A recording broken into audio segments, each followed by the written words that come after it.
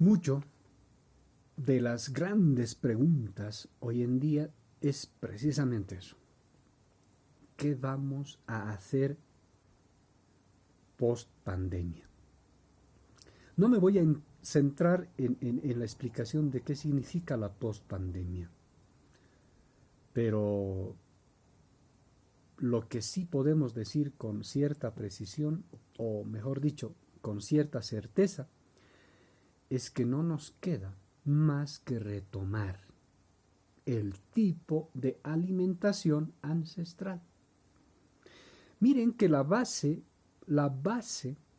para la cura de este virus que está arrinconando a la humanidad en sus hogares tiene que ver con una de las plantas importantes que solo se produce en nuestro altiplano. Estoy hablando del altiplano en el contexto ancestral, es decir, esto que en términos republicanos se conoce como Perú, Bolivia, por ejemplo, ¿no? La quinina, que es la base, esto que se está hablando, ¿no?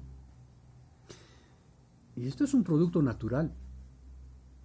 Esto es lo que se conoce como el árbol de los indios. Y nosotros mismos lo hemos despreciado, ya no lo hemos cultivado. Y miren que hoy en día es base de la respuesta. Los alimentos que están en base a la quinoa, tarwi, la misma papa, el mismo chuño, es decir, muchos otros que estaríamos mencionando durante mucho tiempo, tienen que ser la base de nuestra alimentación ahora. Hay que ir gradualmente sustituyendo esta alimentación bastante superficial o efímera o artificial, como lo hemos dicho también, esto del fideo, esto de la comida chatarra, etcétera, esto que tanto hemos criticado pero que nos cuesta dejarlo. Una cosa es decir, no hay que comer comida chatarra y después al salir a la calle ir a la esquina y comerse una hamburguesa. Esto no es coherente. Lo coherente es que a nivel, por ejemplo, de las autoridades públicas en el Estado, deberíamos pensar en el sector agrario, que es lo que hemos descuidado bastante, ¿sí? Esta gente que trae los productos en la noche y lo vende a precios muy baratos para que en el mercado de las ciudades se revenda a precios caros y se genera una economía que no beneficia al agro, sino que beneficia solamente a los centros comerciales o a los centros de mercados urbanos. Y esto es injusto. Es decir, lo que los estados tienen que hacer es que la industria de la producción alimentaria se la genere en los mismos centros, que es el mismo agro. Por tanto, necesitamos reconfigurar no solamente presupuestariamente los municipios, sino que necesitamos reconfigurar el escenario industrial moderno en nuestro país en base a la alimentación.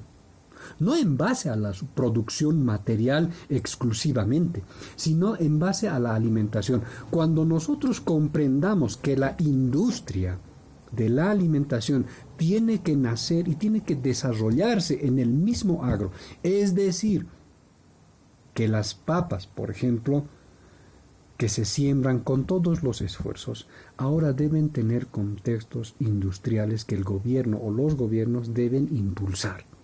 ¿Para qué? Para garantizar, primero, alimentación para la población. Segundo, debe garantizar economía que esté en base a estos tipos de producciones que nuestros hermanos que viven en el altiplano, por ejemplo, todavía lo conocen, pero que ya los jóvenes están dejando de lado de a poco. La educación, por tanto, tiene que centrarse también, tiene que cambiar este concepto consumista que hoy en día tiene. Y miren a dónde hemos llegado con el concepto consumista, que no podemos conectarnos ni siquiera por internet con los profesores. Hemos llegado a una crisis tan lamentable que si no retomamos el concepto de la alimentación como inclusive modo de educación, vamos a fracasar nuevamente. Y vamos a entrar en crisis mucho más profundas, porque en este momento la solidaridad, que es base de nuestro conocimiento ancestral, está sirviendo para que podamos sobrevivir o podamos sopesar cierta crisis. Miren que la gente cuando sale a los mercados no es casual. ¿Por qué? Porque hay una condición natural de la sobrevivencia humana. Por tanto, buscar la alimentación y la forma de alimentación que garantice una vida saludable es un compromiso que deben tener todos los gobiernos y todas las administraciones estatales en el mundo.